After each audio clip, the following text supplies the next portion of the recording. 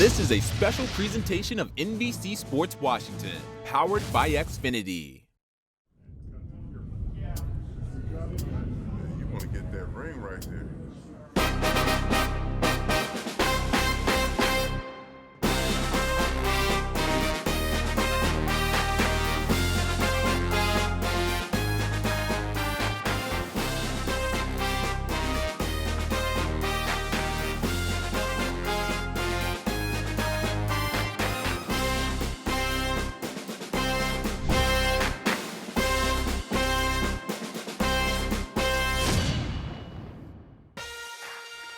Washington Redskins are fresh off 2 straight wins, and Darius Geis is fresh off the first 100-yard rushing game of his career, and he only needed 10 carries to do it. Skins will need a strong run game today up at Lambeau Field. Landon Collins leading the defense that it's done its fair share of work over the past few games, but they are going to be put to the test against Aaron Rodgers and the Green Bay Packers as we welcome you into Redskins Kickoff Live. Julie Donaldson, Brian Mitchell, Santana Moss, Trevor Matich. We're streaking. Is it going to be 3 in a row? We're going to be talking playoffs. I was hoping you were talking about that kind of streak. When you said we streaking, I was like, when? What? Think about it. A little early for that on a Sunday morning? Oh, yeah. Join the party, Brian. It's cold outside. Oh, how about we get to the game of football? 2 wins in a row. Can they make it 3? Trevor, your opening thoughts. The young players on this team have come together and been phenomenal the last couple of weeks, led by Dwayne Haskins. They're building something together as a unit. It's camaraderie within the team. Can they keep it up against one of the toughest places to play? Yes, Aaron Rodgers is an unbelievable player, but he's not the only player on the Green Bay Packers. You have to make sure you do your job and try to stop everybody. But Aaron Rodgers, guys, has to be the key. Focus on him a little bit, but don't put all your focus on him. The frozen tundra has always been a tough place for opponents. It has been 31 years since the Washington Redskins last won here. Could today be the day that drought get thawed out? All right, well, here's what is coming up on Redskins Kickoff Live. They will see 2 familiar faces in green and gold today. J.P. Finley takes a look at Preston Smith's career for the Packers. After a breakout performance last Sunday, should Darius Geis be getting more of the workload, and what does that mean for Adrian Peterson going forward? And how much of a mess is the NFC East? The Redskins still have a mathematical chance to win it. Playoffs, folks. Say it ain't so. We're talking about it. We are in the show coming up. Playoffs.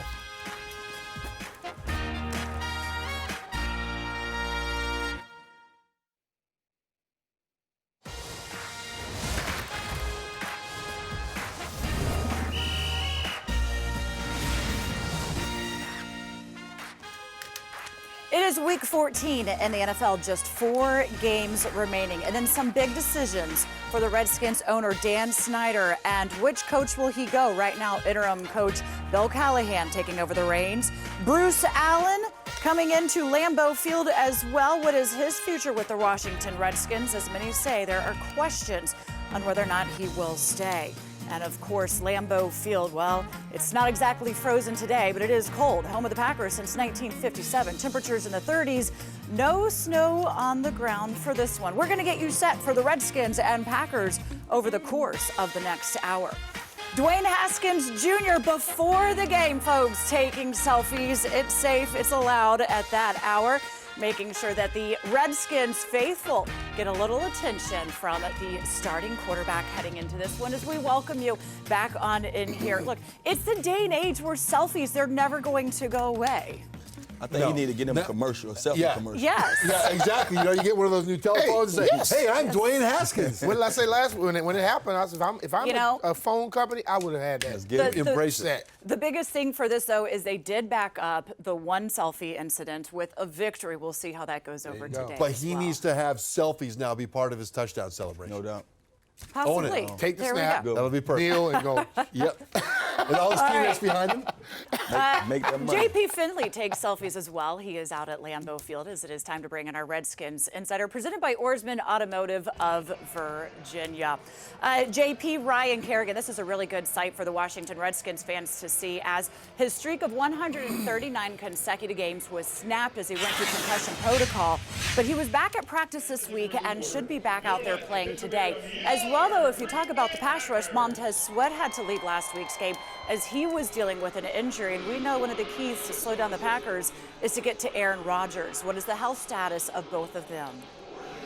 Yeah, thanks, Julie. The good news for Redskins fans is Ryan Kerrigan will be back on the field. He practiced all week. I talked to him on Thursday. He's excited to be back. He's excited to be playing in Lambeau Field. I've seen a few Purdue people out here. You got to remember, Ryan's a Midwest guy, and as important as Lambeau Field is to the entire NFL, I think if you grow up in the Midwest, this place carries a lot of meaning. As for Montez Sweat, like you mentioned, I think he was having his best game as a pro last week in Carolina. Then he injured the quad, had to come out, which made for the late game heroics of Chris Odom and Nate Orchard. But Montez is back. He is ready to go. And we'll see if him and Kerrigan all the way are able to get to Aaron Rodgers. They're going to need some interior pass rush, too. I think Matt Ioannidis is a big key in this game if the Skins are going to get a win. You see all the inactives here. Really no surprise. Remember, Trey Quinn took that big hit last week in Carolina where Panthers linebacker DeAndrew White wasn't thrown out of the game and Ryan Anderson did get thrown out of the game. If I remember, Brian and Trevor had a few words about that incident. He did. Everybody did as the conversation was continuing on which exactly is legal and how are you going to have the consistency to that. Look, they're going to have their work cut out for them with the Packers. Also, if you talk about what you're going to have coming up in this game, a couple of former Redskins players on the other side of what we were just talking about. Preston Smith is having himself a season, 10.5 sacks for him. And then also the coach for the Packers, Matt LaFleur, was with the Washington Redskins. Is it a little bit of a homecoming with these two at all? I don't know if it's a homecoming. I think Preston Smith is excited to be able to get after the Redskins quarterbacks. But keep in mind, Preston Smith never practiced against Dwayne Haskins. The more interesting thing here is just how much better Preston has been since he got to Green Bay. In 4 seasons with the Redskins, Preston showed immense flashes. I actually just spoke with Doug Williams as he was walking by here, and he said Preston always had the talent, just a matter of putting it all together. That's finally happening for him. Career highs across the board for him, sacks, tackles, all those numbers, and he still has 4 games to go. As for Matt LaFleur, you look at the success he's having here. Obviously, we know about Sean McVay with the Rams, Kyle Shanahan with the Niners. All these guys were on the Redskins staff just a few years ago. It's crazy to think about the brain power that was on that Shanahan, early Gruden staff, but now they're coaching elsewhere. One other name that always drives Redskins fans crazy, Ryan Grant is with the Packers. I ran into him in the tunnel. He said he's loving life, but it is so different to be in small-town Wisconsin than it was just to be playing in the DMV a few years ago. Just a little bit different, that's for sure, even just at the airport when you get in. It's very different. Talking about the Washington Redskins getting their offense going, finally saw Darius Geis really have a breakout game, and he only needed 10 carries to do it. But now we're going to be asking, how do you do that with Adrian Peterson? So what does today hold for us? You know, it's a really interesting situation because AP is obviously the veteran. He's going to be in the Hall of Fame someday. And Geis looked explosive in Carolina.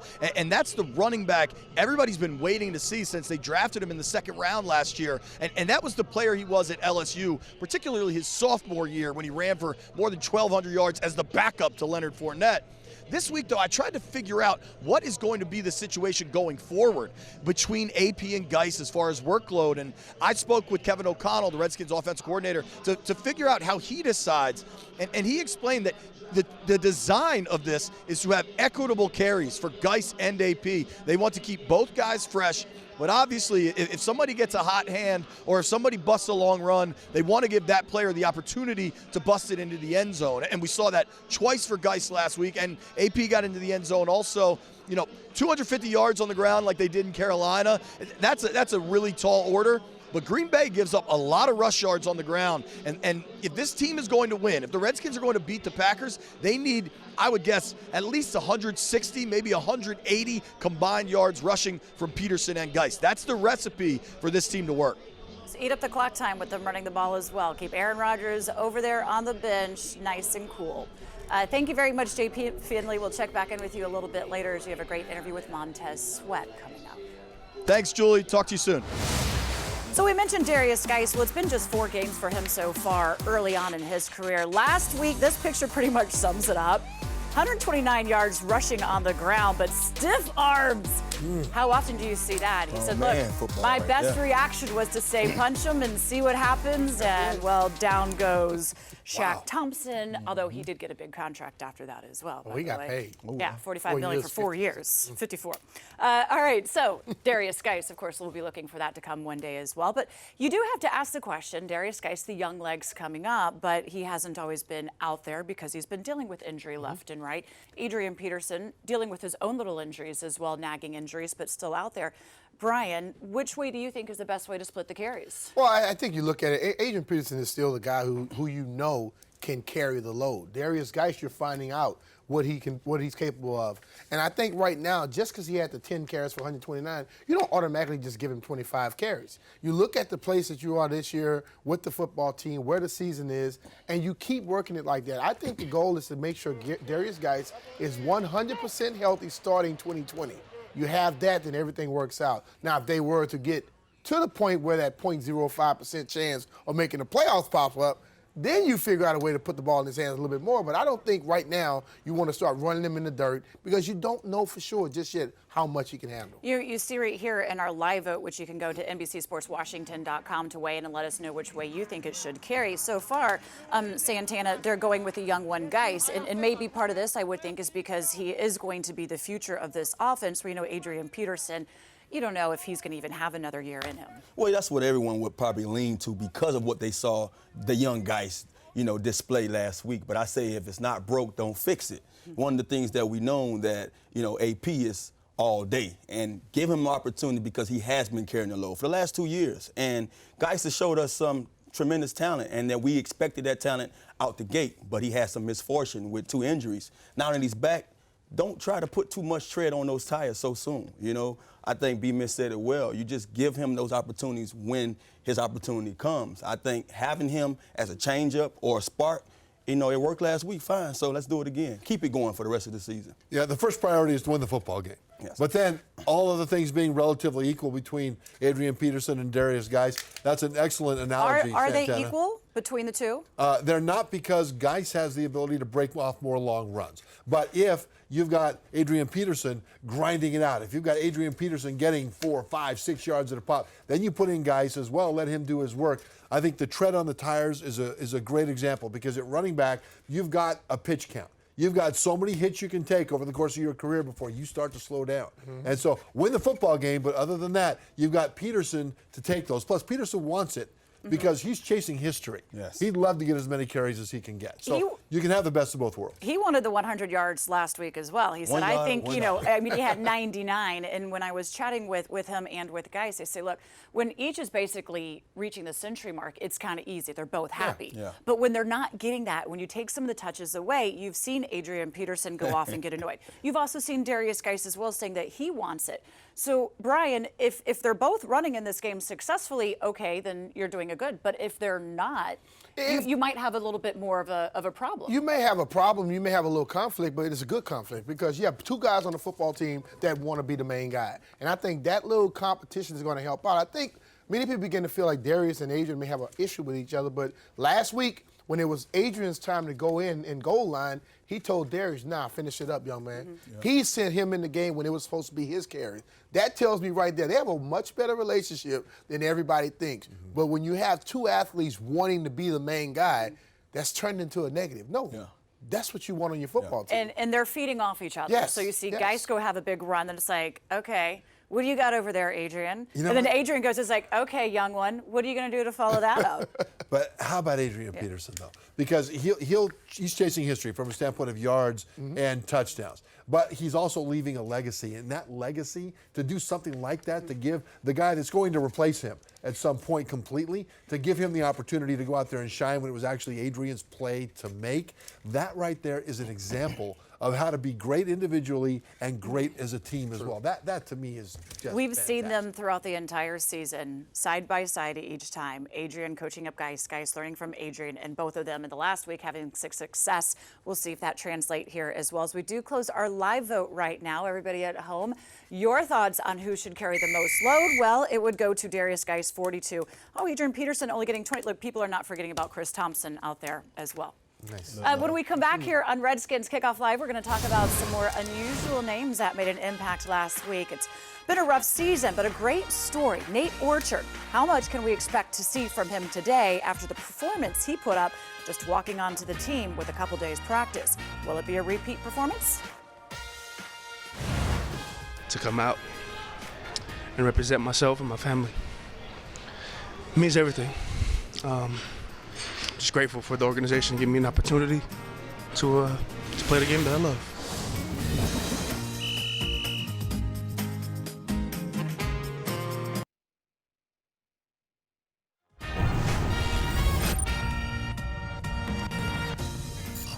We enter Week 14 with the Washington Redskins up at Lambeau Field. Alex Smith has been making quite a recovery as his injury was well over a year ago.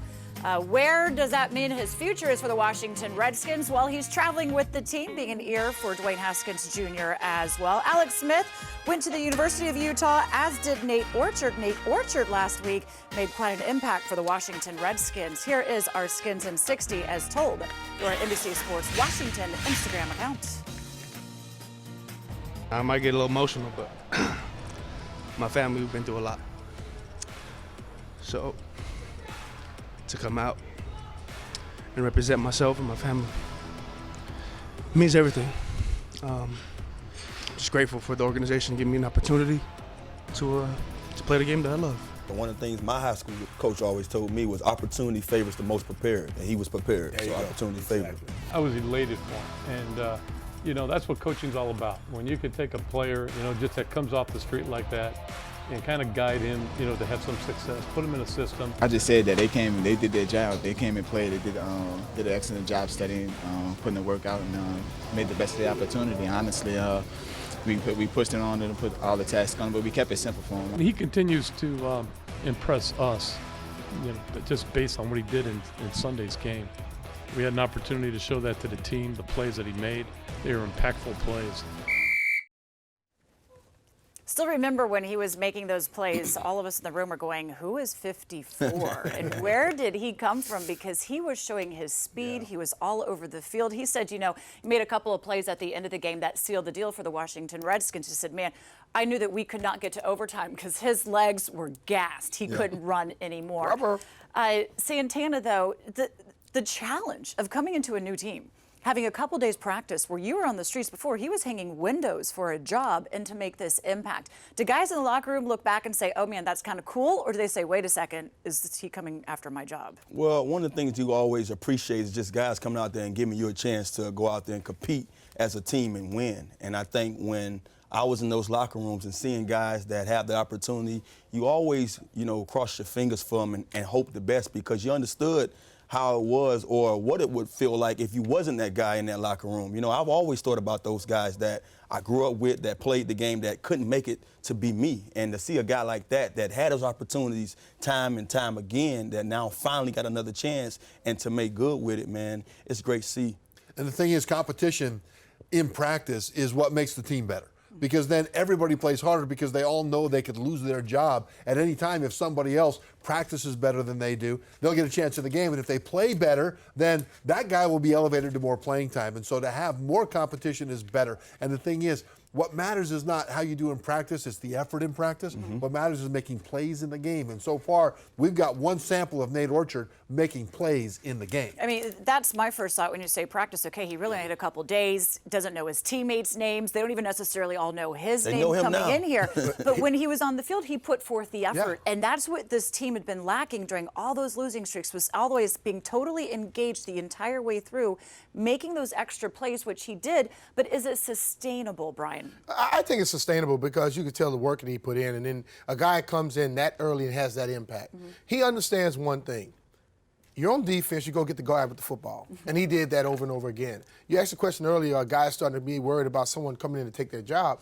When you lost as many games as they had lost, you should be already concerned about that. Now when a guy comes off the street and plays your position as well or better than you might want to go home, look in the mirror and say, am I giving it enough? Am I dedicated to this craft enough? Because the coaches are going to start saying, you've been here. He came in 1 week, and he had a bigger impact than you. They'll start questioning you. And you look in the mirror, and if you see the face of Montez Sweat, He's been overthinking things, Sweat has, and all of a sudden you've got a guy coming in, didn't know the name of his teammates, Nate Orchard now, didn't know anything about the game plan, but they said, okay, put your head in the dirt right there, go get the quarterback. He did. Bam, you saw him give everything he had, and I think Sweat can use that as an example. Don't overthink it. There's times when you just got to go. Well, there will be a lot of attention on that unit today because Aaron Rodgers is one of the more mobile quarterbacks. In order to make him uncomfortable, you got to get him outside the pocket. You have to chase him down.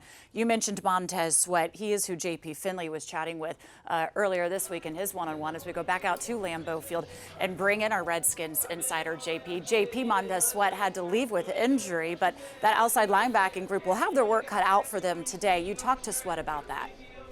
Yeah, thanks, Julie. It was a really good conversation with Montez, and what stood out to me is that it really seems like he's starting to put his pro game together. In his past 2 games, he's got 2.5 sacks. Last week in Carolina, he got a sack and a half, was showing that incredible speed he has off the edge, and to me, it was obvious it was his best game as a pro. Bigger picture for you at this point in your NFL career, second half of the season, are things starting to slow down for you?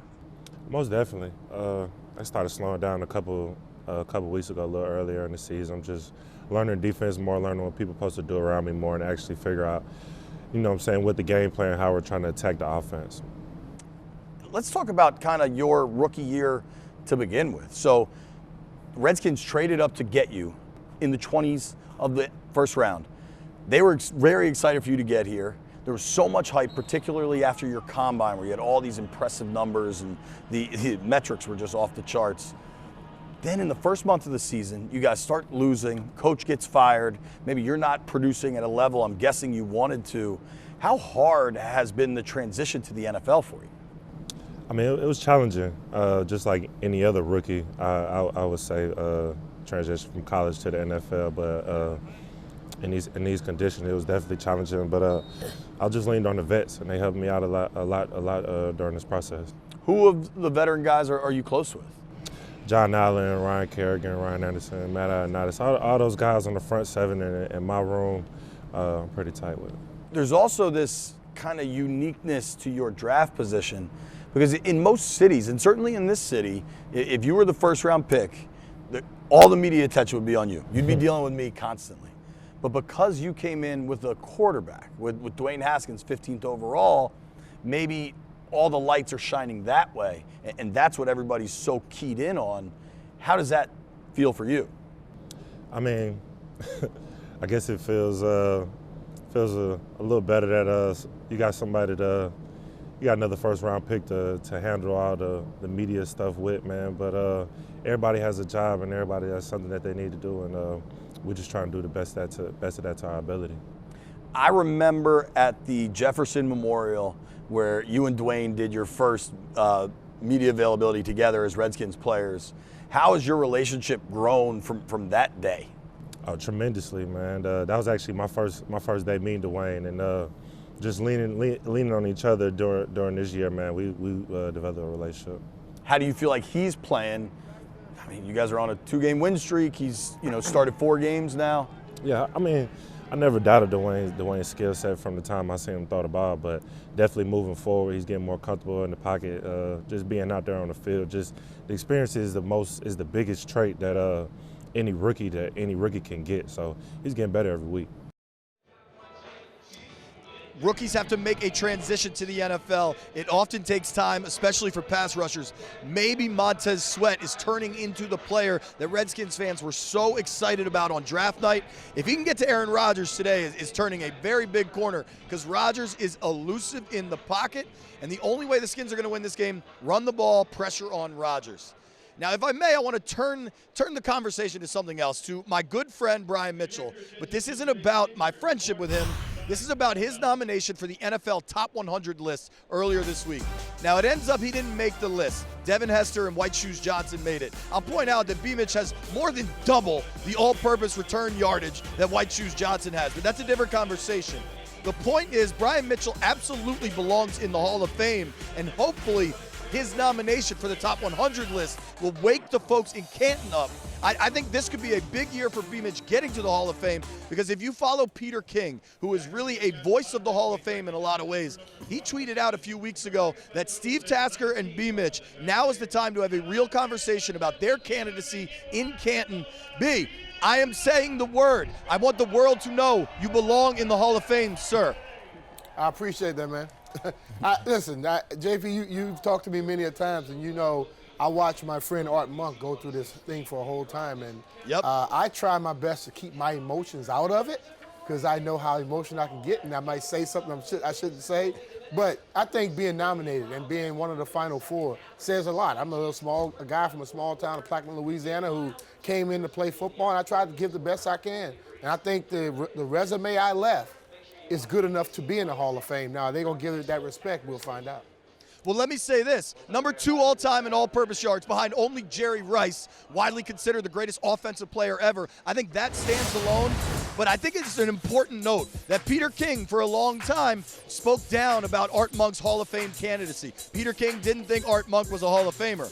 For whatever reason, that changed in the mid-2000s. And then you know what happened? Art Monk got in the Hall of Fame in 2008. I think we could see a similar sea change for you, B, and you deserve it. The numbers are all there. Look, Devin Hester is a surefire Hall of Famer. Oh, yeah. Devin Hester is going to be the first returner, I think, put in the Hall of Fame, and I think that's going to open up the gates because they know Hester's coming in 2021. We'll see what happens in 2020. You know what? The numbers are there. I mean, Jerry Rice has 216 more yards than you. How many more years did Jerry play than you? 6. It took him 6 years. How many more catches did Jerry Rice get? How many more opportunities did he get with the football? Right. And you know, I talked to a number of special teams coaches around the NFL for the story I wrote earlier this week on the My Teams app. And what Ben Kotwika, who's the special teams coach down for the Atlanta Falcons, said, not only was Brian tough and impressive with the ball in his hands, but he also did it for such a long period of time. There was really no fall off, and you were largely durable throughout your whole career. That doesn't happen at the returner position. I know you personally, so I know you're a little bit crazy and very, very tough, and that's the way you played on the football field. Like they had to throw that in there. Yeah. Listen, I do disagree with JP on that one. You're not a little bit crazy, Santana. He's a lot of crazy. Yeah, he's a lot of crazy. It's what makes us love you. The thing is, though, the numbers are absolutely there for the Hall of Fame, but people that should be paying attention to what the trajectory was will know that the impact that you had on games was astonishing. It wasn't just you were picking, doing numbers. You made every team better because of your leadership and because not just of what you did, but when you did it in key moments. That is Hall of Fame worthy, and it's really a travesty that you're not there yet. Yeah. No doubt. They say men lie, Y'all trying to make women me lie, like and Archer, numbers huh? don't. I mean, the numbers are there, so I don't understand why we sitting here don't lie. talking about it. Well said, Tana. Well said. Very true. Look, of course, everybody here, we support you in this. If we could cast our votes, we would. Thank you very much, JP. It looks a bit chilly Appreciate down it, there. Mr. Finley. See you guys. Don't make fun of my hat. It's cold. No, I was going to say, what's that on top of your hat? No, Is that like a little fuzz he's trying to ball? hide Ding his dong. ears. His ears are sticking out. All right, so we come back as, look, we love sitting next to you, Brian. I feel very Appreciate it. honored to be in your greatness and to have a friend as well. But when we come back up, I'm going to have to exit the conversation because it's players only, what it's like to play in the cold weather. And you don't get this anywhere else across the country. 52 weeks a year, Larry Michael brings you the latest on the Burgundy and Gold on Redskins Nation. 30 minutes every day on your team, coming to you from the facility in Ashburn. Skin Tangibles, player interviews, myself as well. Redskins Nation, weekdays, 5:30.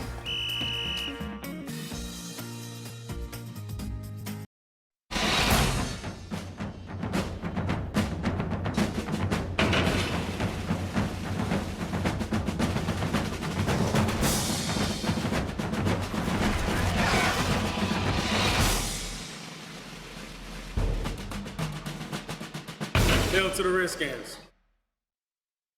Sunday night 7 on the NBC Sports Predictor app. It's free and easy to play. Just answer 7 simple questions about what will happen in Sunday night football. There's $100,000 guaranteed handed out every week. $2 million total this season. Download the NBC Sports Predictor app or go to NBCSports.com/predictor. Oh, the football fun, it continues on Sunday nights as you do have the opportunity to win some cash play along. We, of course, love playing along. Let's get to who has the most rushing yards in this game. Is it Chris Carson, Brian?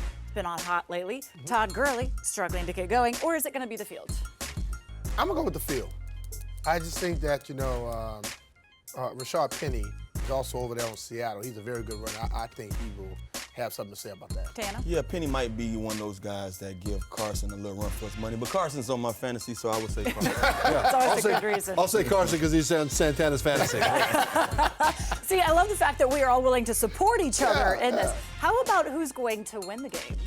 Seattle. I think Seattle's the overall better team, and then Russell Wilson is a magician. So I don't think he gets the love he deserves, but that dude's very good. I feel like he's getting a lot of attention these Seattle's days. what, 6-0 on the road right now, so that means the 12th man is traveling well, so Seattle wins. Santana, who's got more dog in him, Russell Wilson or Jared Goff?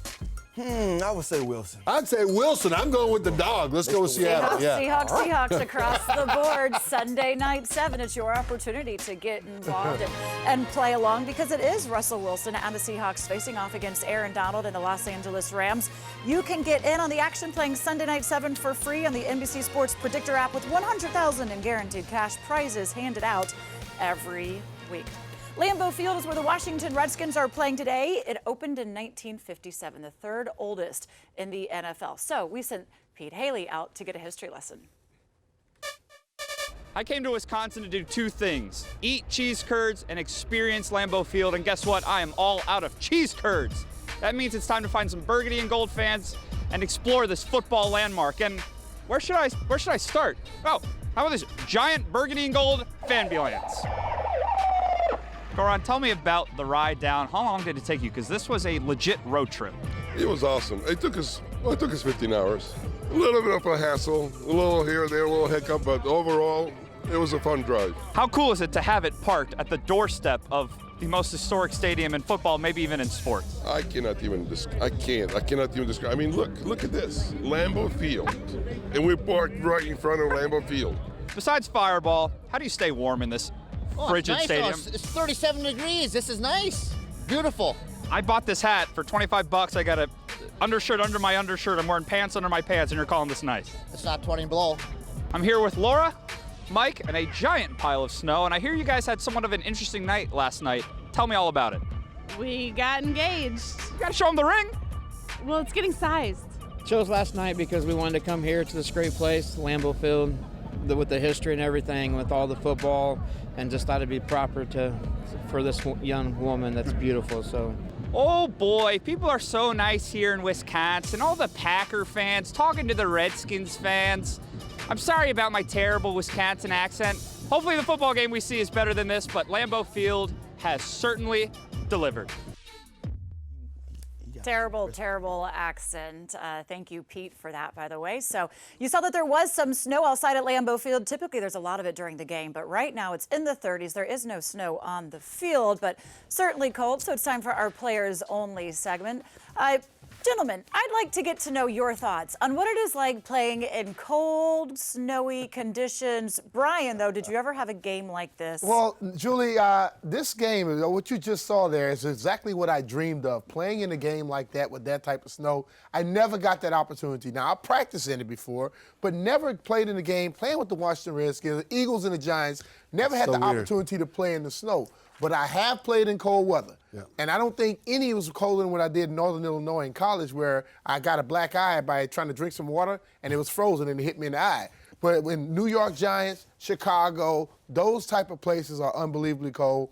And I was called by the Green Bay Packers. My agent said, the Green Bay Packers call. I was a free agent. I say, hang up. It was 53 degrees when I went there to play one time in August. So I just knew what it would be in September. Did you guys get a chance to play? Well, the coldest game I played in, I was with the Colts. We were at New England. It was 20 below zero wind chill. 20 below zero, not 20 degrees wind chill. And the thing is, the field was thawed out. It was warmer the day before. They had a high school tournament there. They dug up the field. It was natural turf at the time. And then it froze that cold. Ooh. So it was like little ripples in a windy ocean kind of thing. And we had to play on that. And the thing is, you could tell when who's got courage and who doesn't. Because on the team that I was on, You know, I was playing left tackle, and for goodness sake, the other offensive linemen would come off the field, and they would put those big capes over themselves, and they would just sit there like that, like they're just not. And then someone would come tap them on the head when it was time to come out. I was over there trying to do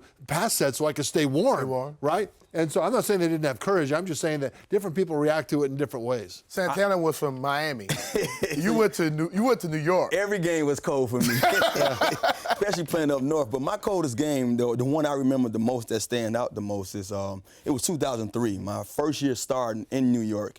And I had just broke my rib a week before in Indianapolis. We come home and we face the Pittsburgh Steelers. And I'm saying to myself, now this rib can probably feel a little better a day or two or a week or two later. But you know what? I was chasing 1,000 yards. And this is my first starting season. So I went out there and played in those conditions with, you know, what I was dealing with. I remember that they had to have little pauses in the game where they had to make sure we can see the numbers.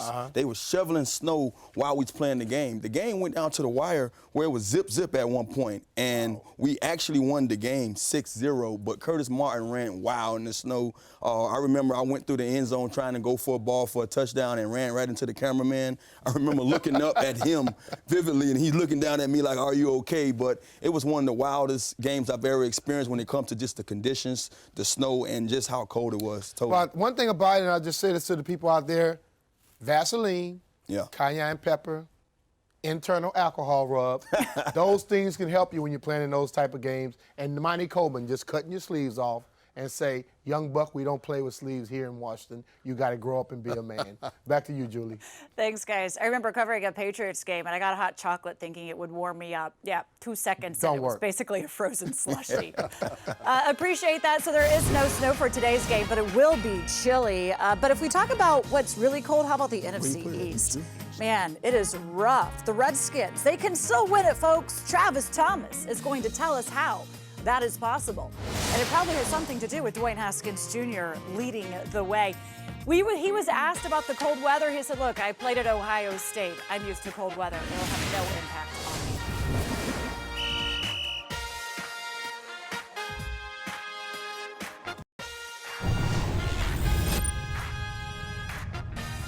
Let's get this up. Man, it's going to take 4 quarters. It's going to take 4 quarters, man. But together, we will get this W, man. We will get it. Let's go. Hey, when we break, we spray this on left, man. Left side, let's go. Clap, family on 3. 1, 2, 3, man. Let's go. Adrian Peterson telling the team that they will get the W, and if they do, guess what? They're alive in the playoff race because the Eagles are 5-7. They lost 3 in a row, including last week in Miami. They gave up touchdowns on 5 straight drives to the Dolphins, even allowed a trick play where the punter threw to the kicker for a score, and they couldn't figure it out. Dallas, they're 6-7. The Cowboys have lost 3 in a row and haven't beaten a team with a winning record, and they are the ones leading the division. Jerry Jones was clearly not in a good mood on Friday on 105 FM, The Fan in Dallas. Are you embarrassed as an organization about how the team is playing? Get your damn act together yourself, okay? Now, we're going to have a good visit this morning, but settle down just a little bit. I mean, as a Cowboys fan, Jerry. We've got a lot to go over. Not going with your question, but I'm going to give you the answers I want to give you this morning, and I don't like your attitude to come in. I've been traveling all night, and I don't have the patience to jack with you today. Do you understand, bull? Yeah. we just had to drop that twice, so. Jerry Jones wasn't having it because his team has been struggling, which means we have to bring in Travis Thomas to give us not just a silver lining, but Travis, deliver us to the promised land, to the playoffs. How is this possible for Washington? Hey, Jules, I don't know who this Travis Thomas guy is. My name's Slick Tracy. I've been on the case. I did a reconnaissance mission, okay? I don't have a lot of time. I broke into NFL league offices. Look what I found. This is a fresh used NFL football. They knew I had this. Bad things, Jules. Real bad things. Here, I got the case broke down. NFL stands for PhD. That means they hate the Redskins, man. Listen, the USA losers, also known as America's team, the Cowboys, they keep taking L's, right? The NFL didn't want that. They didn't see that coming. What about the Philly cheese fakes, huh? They keep taking L's too, Jules. New York Giants, we won't even call them the Giants. Nah, they don't deserve that. They're the Tinies. They keep taking L's. In fact, they don't even matter, Jules. But what about the Skins, huh? Little old Skins that the NFL hates. Guess what? They're going W's. Can you keep up with me? All this equals playoff bound, Jules. Now, there's some other things on this board I got to figure out, like who's this guy? No clue, right? Haven't seen him. But I tell you what, to be playoff bound today, it starts with the cheeseheads, man. Lambeau Field, Jules. I got to go. By the way, I heard that Travis Thomas guy's a good looker. Oh, Tana, young look Tana at right there, you. boy. And I like him. And Trevor Matich right in there in the middle. Somehow you were connected to everyone all over the place on that. I was connected to all the W's, Jimmy. That's why. That was genius right there. That was fantastic. Oh, boy, So, that Slick you Tracy's know, crazy, isn't he? man. There is something to it, though. I mean, there really is. If you couldn't follow along with, what did Travis Thomas call himself? Slick Rick or something? Tracy. Slick Tracy? No, Okay. that was Travis' brother, Slick Tracy. So here, let me break it down for you. If you didn't understand, the Redskins, folks, yes, we are talking that they could get into the postseason. The Cowboys, though, have to lose all of their games going out. The Eagles That's have to very lose possible. every game but Week 16 when they play Dallas. And the Redskins, well, they would have to win out. They have a 0.05% chance of making the playoffs, folks. 500. So the odds are 1 in 2,000. By the way, it's not totally irrational because the Nationals, they were 19 and 31 in May. They had a 1% chance of winning the World Series, and we know how that went out. So in order for them to sneak into the playoffs, the new look secondary is going to have to step up against Aaron Rodgers. It starts with how they get things done today. I mean, is this crazier things that have been said, guys? Not really. Have we totally gone off our rocker right now? It is possible. Here's the thing. If you would have said at the beginning of the season that in the second week of December, we would be talking about the Redskins having a shot at the playoffs, you'd have taken that. Yeah. Just not the way that they've gotten the shot. Yeah. I mean, this very well could be the last time we have this conversation, Brian. It could be, but you know what? They have to go out there today and not worry about the enormous task of beating Aaron Rodgers. Yeah. Just do the same thing you did the last 2 weeks. Take care of your business. Everybody does that. Then you'll have a chance. The Green Bay Packers don't stop the run very well. If the Redskins can run the ball effectively and put all that pressure on Aaron Rodgers to just come out and toss it up, you get a chance to start hitting him. All right. And he will hold on to the football. They may not be technically in the business of the postseason, but Tana, yes, you are in the business of trying to get wins, especially since you've had to the last few weeks. You're building on something for the future. Aaron Rodgers is going to make that a little bit more difficult. The challenge of trying to take him down and the ability that he has to make plays when on the run. Yeah, one of the things that you can understand is that who you're playing. And I know this game is week to week. We get caught up into what may happen if you do this and do that. But it's week to week, and I'm pretty sure that they saw a lot of Aaron Rodgers. So they're going to be ready going into this game knowing that they have to stop him. He's one of those quarterbacks. He can do it in the pocket and outside the pocket. Now, what you have to do is go out there and play your best game and stop him. You have to be disciplined in your coverage against Aaron Rodgers because even when you think he's done, and he doesn't throw interceptions. He's only thrown 2 on the year, Trevor. Is the secondary, has the last 2 weeks, the work that they've put together prepared for Rodgers? Not really, but what it's done is put them in position to get some momentum in not making as many egregious mistakes. Green Bay has played really well this year, but they've also made some really bad plays as well. And that means that the Redskins defense, if they just stand in the right place and look at the right guy, they have a chance to take advantage of some of those Green Bay mistakes, and if not intercept the ball, at least get them off the field on third down. Yeah. Outside of Aaron Rodgers, you know, their offense really isn't necessarily wowing anybody. Real quick, and then we're going to get to X factors. What he does, he will give you an opportunity because he's going to throw balls to the receiver, a lot of back shoulder throws. If you are waiting on some of those, defensive backs come with some interceptions. And we have seen that the secondary's been able to pull down some interceptions. Yes. Granted, again, they weren't coming against Aaron Rodgers. Brian, your X factor for the game. My X factor is going to be the secondary. The way that the secondary handles Aaron Rodgers and that passing game is going to be the big decider in this game. Santana? My X factor would be none other than Dwayne Haskins Jr. To me, I believe his accuracy is going to be key, and how he sits in that pocket. He has to know that if he has a pocket, use it. If he doesn't, get out of there or get rid of the ball. And I'm going to drill down deeper into Brian's X factor. Defensive back Jimmy Moreland. As an experienced Pro Bowl quarterback, Aaron Rodgers will go after him because it's all about matchups. Moreland has got to hold up. Mine would be the run game. You just saw Adrian Peterson, Darius Geis. You want to limit Aaron Rodgers? Don't let him in the game. Eat up the clock, run the ball, find some yards on the ground, and get into the end zone. Football mind right there. I was going to say, that's the best one of all. That what them boys looking like today. I am hungry. It is about that time. Thank you for joining us on Redskins Kickoff Live. Of course, we will be here after the game, breaking this down, analysis, and player interviews as JP Finley will join us with what he gathers after Lambeau Field is the site for tonight's contest. We'll see you after, everybody. It's kickoff time.